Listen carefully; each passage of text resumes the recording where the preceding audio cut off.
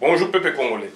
Ça dépend RO bozali ko na ngai ndi ko na mino Christian Bola bien mamba peuple mokonzi peuple souverain combattant résistant révolutionnaire PNI ezali politicien non institutionnel. Bande ko na ngai toye koloba makambo ya mboka na biso situation Congo ezali malamu te yango na toye koloba mais tozali komona quand même éveil à la communauté internationale et comme salama donc tout ça bino makambo ya Congo ezali dans le tuyau et espérons que cette fois-ci makambo oyo tolobaki e ko salama lolenge wana donc yango wana tozali ko senga na bino bandeko na ngai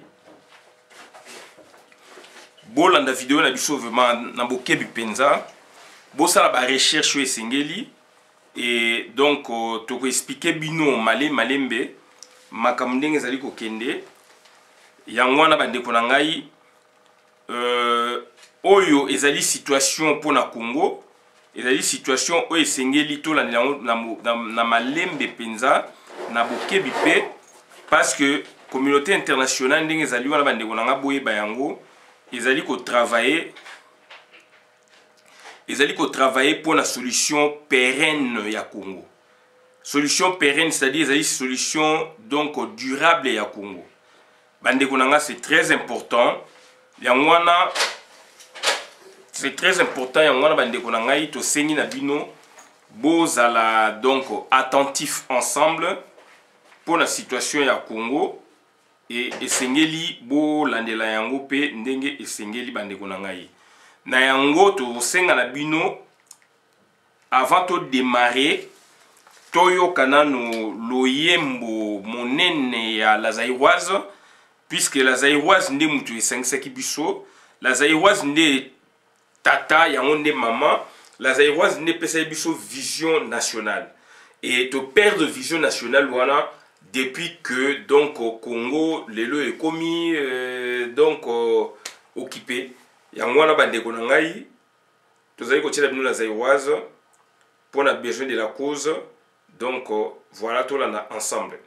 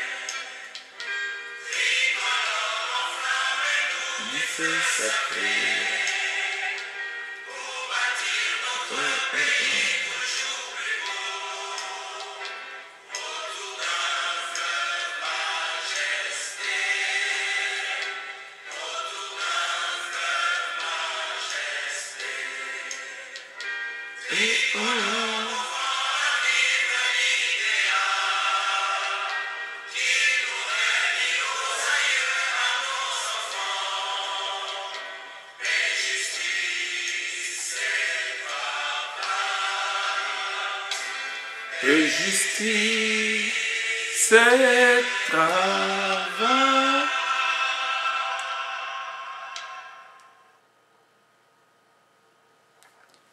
Voilà, bandeko na ngai.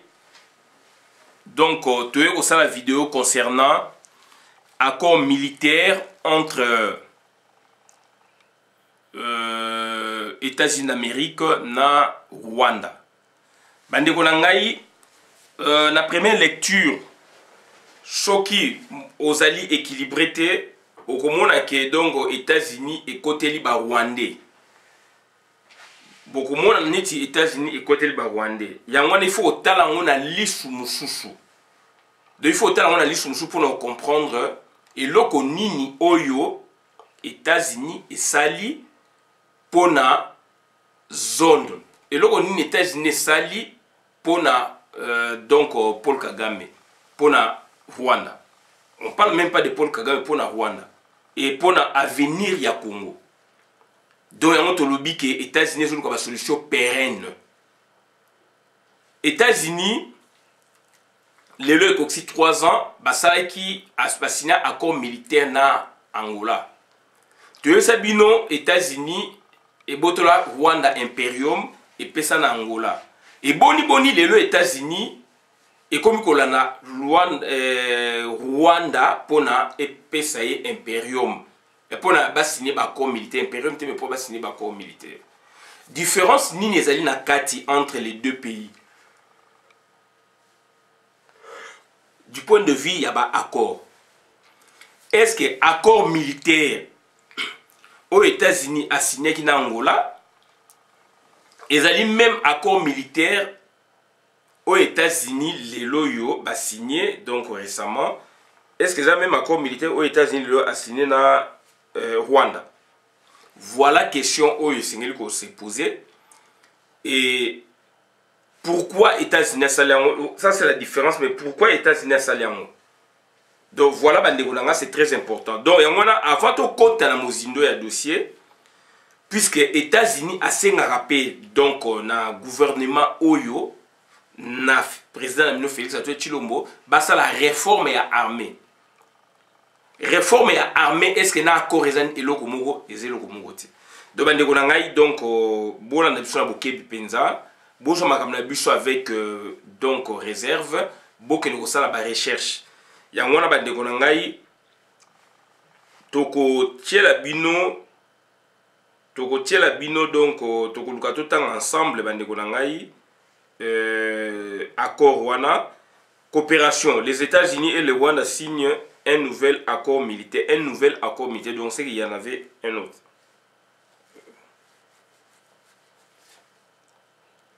Accord militaire. Donc, on a un accord militaire.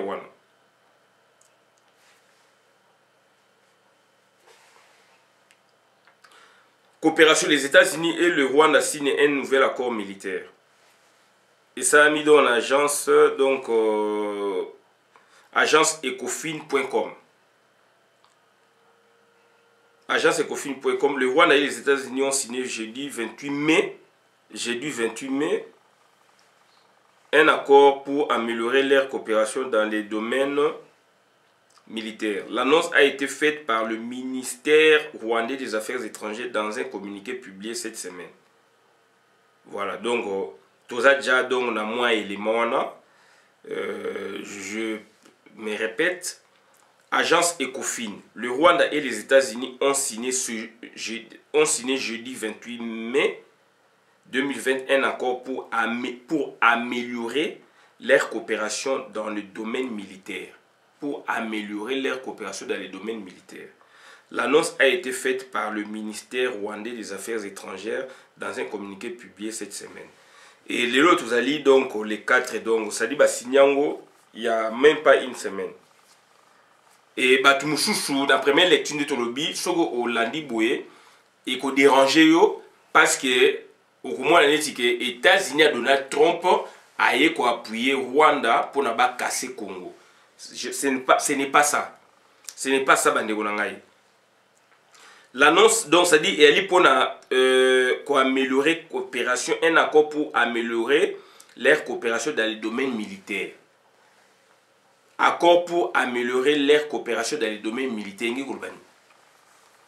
Alors que Rwanda a un problème dans le Congo, et États-Unis alingi Congo, alingi azong na précaré na Congo. Sikoyo elingi koloba nini. Donc elingi koloba, ça c'est d'après mon entendement, il y a un bino qui est beau, ça la recherche. De beau je m'accorde avec beaucoup de réserves puisque les alliés Bible étaient, mais bon ça va recherche mes positions au yangai yangoyo.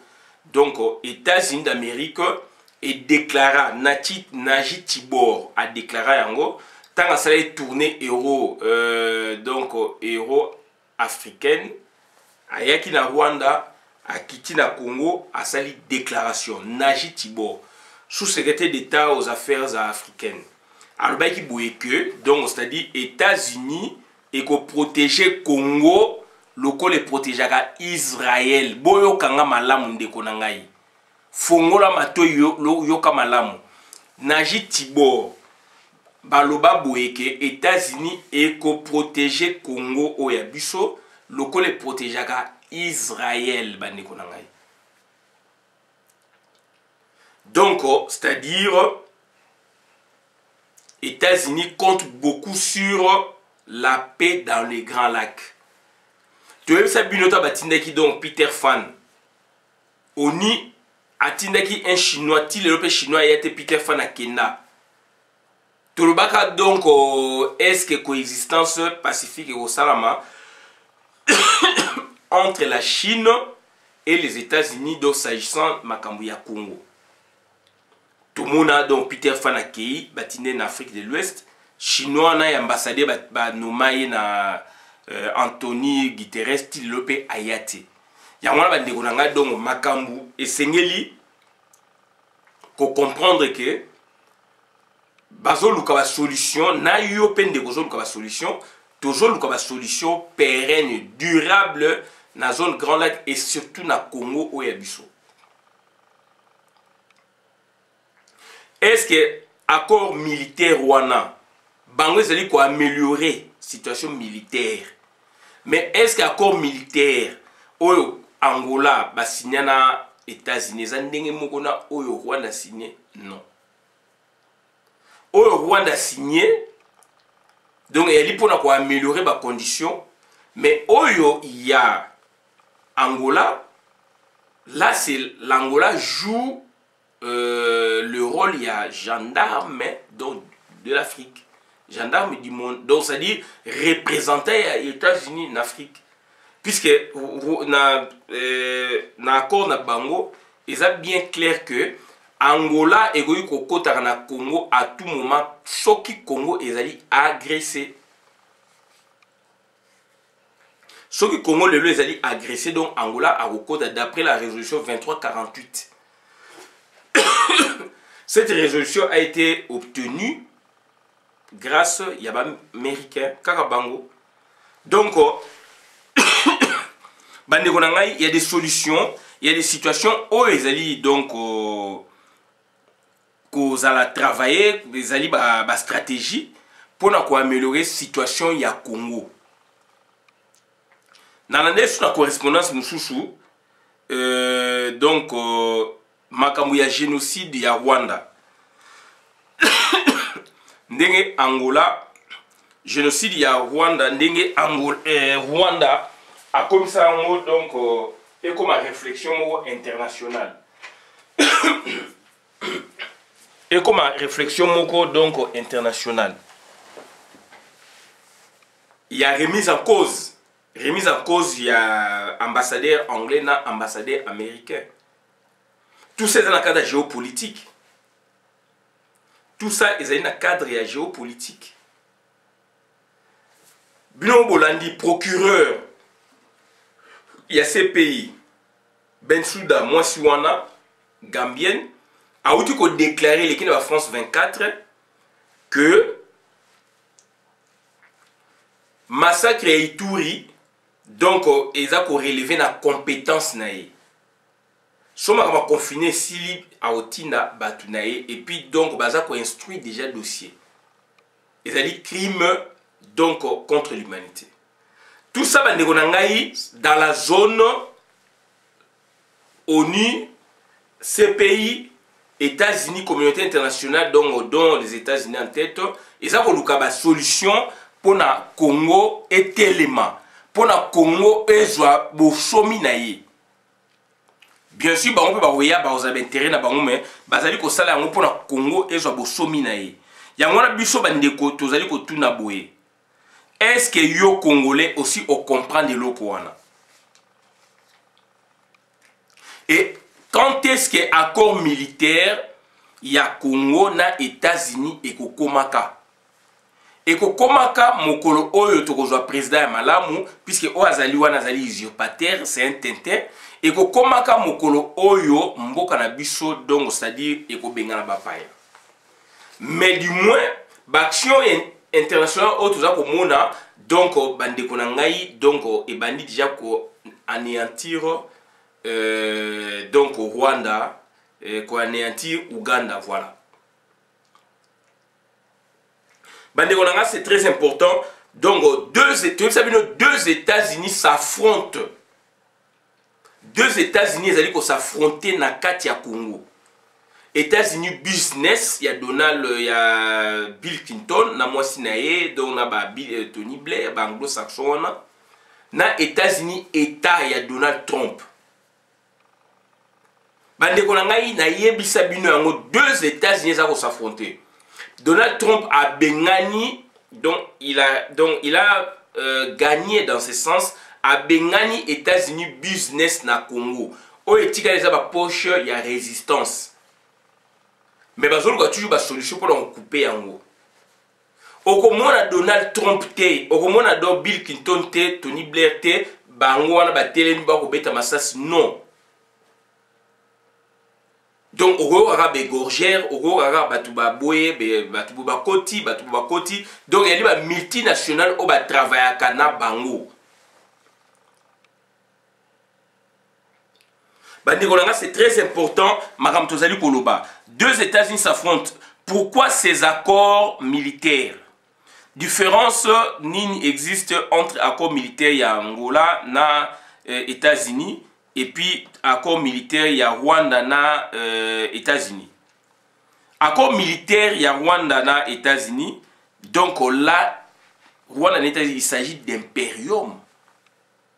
De États-Unis et Pessi Kitus et puis impérium na Angola. Na zone wana do ba botola ki donc impérium au Rwanda zalaki nango, Uganda zalaki nango, ba pesi yango seul na Angola. Angola ko kota na Congo à tout moment soki Congo zali agressé. Résolution à Oni zali et le belermo. Est-ce que yon de koye bien? Donc, ça dit accord militaire au Angola signé dans États-Unis, Imperium, contrôleur de la zone Afrique centrale périphérique de la RDC. Une sorte d'arrière-base militaire américaine avec comme mission d'intervenir en RDC en cas d'attaque. Référence à notre résolution 2348. Accord militaire USA-Rwanda. Uniquement pour réformer cette armée réputée désordonnée. C'est mettre la main sur cette armée pour qu'elle ne déborde pas. Pour qu'elle soit responsabilisée dans la protection de ses frontières de l'intérieur et de l'extérieur. Protéger aussi ses voisins.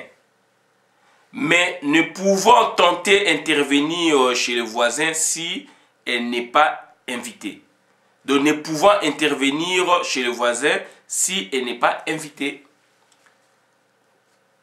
Voilà. Mais ne pouvant tenter d'intervenir chez les voisins si elle n'est pas invitée. Cas de son invasion en RDC via la Zambie, par le Tanganyika, via la Centrafrique, par la RCA, etc. Donc, malgré Bagouyuko, ko agressé biso Congo pelem sous la rôle ba que non aboyi na ye pays moko et assisté mais ça la cas de discussion na rôle ba puisque de résolution 2340 zo pe ça doit malamoko automatiquement ça c'est l'ONU pour on va pénétrer. C'est très important. Donc les loyo Congo na biso koto bakangi na Zambie, koto bakangi na Zambie, koto bakangi donc mboka na biso na République centrafricaine, mais les République centrafricaine c'est les Rwandais, mais bazo luka mo ba camouflage toujours pour na ba nuire na peuple congolais. Yango no moni donc procureur Ben Souda à Lobiango a instruit dossier, ils ont déjà crime contre l'humanité et pour la caté. Donc, c'est très important. C'est très important. Et donc, que veut dire l'accord militaire? Qu'entendre par accord militaire RDC, USA, voilà. Donc, toujours, c'est dans l'accord militaire, voilà. Toujours, c'est là. Donc, c'est-à-dire, pour la épée, ça biso, et ça, la épée, ça biso, double mission. Pour toujours ma coquille, il y a aussi la double émission. Cette fois-là, d'autres comprendre que donc tout ça pour maîtriser la situation. De double émission, Michel Bossé Zalinini, identification nationale des Congolais et des militaires congolais et étrangers. 2. Et la nationalité congolaise. Un étranger ne pouvant dépasser tout ça. Donc, ça dit la nationalité congolaise. Pour nous dans l'armée, il faut identification nationale. Puis identification, ils allaient erroné à ma B. Il faut tout ça solo pour donc spécialiste à la matière, il y a la théorie wana donc fait créer système wana donc armée na biso ezala donc nationalité na biso ezala soldat na biso ba osala armée na poste ya chaîne à commandement basa ba congolais. Mais donc on a vu quand même moi prouesse tout le monde dit quand même moi prouesse dans le sens que donc Angola Azaline Imperium les États-Unis azoko linga donc ko sala amélioration conditions militaires pardon yé na Rwanda pour quel but? Puisque bangonde basaba gendarme du monde et ali pona ko yeba force ya armée ya Rwanda pona ko organizango pona bazala dongo bacha trouble na zone. 2. Responsabiliser les militaires congolais dans la chaîne de commandement. Plus de gens, plus donc c'est-à-dire responsabiliser les militaires congolais dans la chaîne de commandement. Plus de généraux, donc plus question de généraux rwandais comme chef de circonscription militaire, chef d'état-major des armées, etc. Ce qui peut responsabiliser le fait que le chaîne à commandement aux États-Unis a réformé l'armée à Congo, chaîne à commandement na soto bomi angote eza lokola bo simbisi mutu akobomayo donc bo simbisi arme nucléaire. Donc c'est-à-dire monguna ba pesa ka ba poste minene te. Mais na Congo na biso monguna azwande ba poste minene. D'où yango to lobi que donc c'est-à-dire en responsabilisant les militaires congolais dans leur chaîne de gouvernement, plus question des généraux comme chef d'État, comme chef des circonscriptions militaires, chef d'état-major des armées, etc. Sinon, donc, au PC, moutoua simbelayo bombe atomique. Alors, moutoua n'a pas il a la qualité de militaire, etc. D'où il faut un président sérieux et responsable. Fati est-il un bon profil? Fati est-il un bon profil? Puisque bah yebisi mission abanakala ko salati. USA cherche-t-il un président avec qui ils feront ce boulot? Voilà la question qu'on s'est posée. Pourquoi le font-ils et dans quel but? Donc, on a une question de se poser. Pourquoi le font-ils et dans quel but? 1. C'est pour sécuriser le monde. La RDC, l'Afrique centrale, et sécuriser eux-mêmes. 2. Gendarmes du monde. 3. Gérer bien rationnellement les gisements premiers, les gisements miniers congolais. Donc voilà, à propos, il y a signature au Rwandais, signé dans l'Américain. C'est pour que Rwanda va contrôler. C'est pour que qu'il y ait même mise. Il y a donc il y a puissance mouchouchou donc c'est-à-dire, je me répète, pourquoi le font-ils et dans quel but? 1. Pour sécuriser le monde, la RDC, l'Afrique centrale, et sécuriser eux-mêmes. 2. But 1. Gendarme du monde. But, c'est pour devenir le gendarme du monde. 2. Gérer bien rationnellement les gisements miniers congolais. Donc voilà bandeko na ngai makam oto ya ko bino s'agissant ya accord militaire au Bolandi batu bazali koloba en désordre mais bandeko na ngai esengeli kozala donc na kimia boza na kimia et donc situation wana ezali ko déranger tout le monde situation bandeko na ngai donc ezali ko déranger tout le monde tozali na insécurité et yango no moni do bazali ko tia ba base de sorte que sécurité ezala et il faut qu'on banne ba voisin qu'on stabiliser ba voisin qu'on responsabiliser ba voisinnden expliquer awa et après yo ko zo paix soki yo lingi kaka yo moko za na paix oza na bomengo za sondeni baninga na ba voisin no bazali bien te donc vous allez vouer à l'échec vous allez vouer à l'échec.